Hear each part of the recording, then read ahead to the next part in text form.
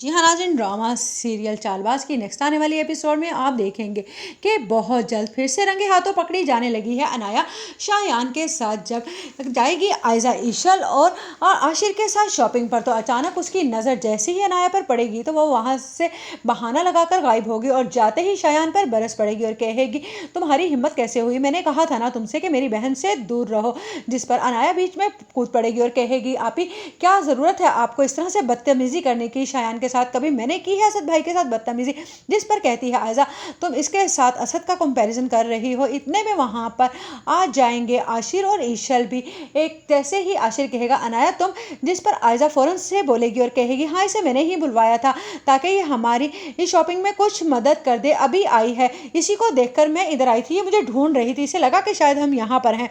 इतने में ईशल देखते ही शायान को कहेगी, शायान वाह भाई वाह, तुम यहाँ पर और बगैर किसी लड़की के, तुम्हारे साथ तो हमेशा कोई ना कोई नई लड़की होती है। जिस पर एक लम्हे के लिए अनाया चौंक जाती है, लेकिन शायान बात को फौरन से बदल देता है और कहता है, और हाँ तुम्हारी मंगनी हो रही है, कैसी हो तुम। जैसे ही शायान बात को बदलता है तो आयजा अनाया की तरफ देखती है और आंख का इशारा करती है कि देख लिया तुमने अपने शायान की मोहब्बत, इसे तो फ्लर्ट करने की आदत है और ये लड़कों के साथ फिरता फिरता है।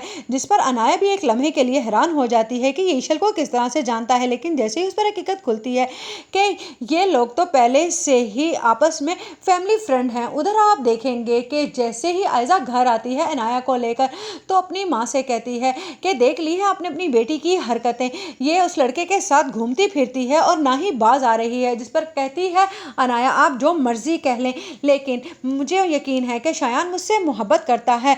जिस पर वो कहती है, ठीक है, एक दिन जब तुम्हारी इज्जत को दाग लगाकर वो जाएगा तभी तुम्हें पता चलेगा, तुम्हें तो अब्बू की इज्जत का कोई ख्याल है नहीं। ये कहकर आयजा वहाँ से चली जाती है।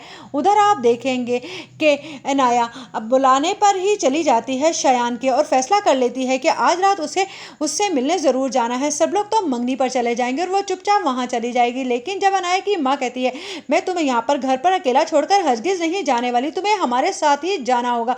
जिस पर अनाया के जवाब देने पर यार तबीयत ख़राब हो जाती है अनाया की माँ की, तो उस पर अचानक से ही सब लोग परेशान होकर उन्हें हॉस्पिटल ले जाते हैं और उधर ईशल के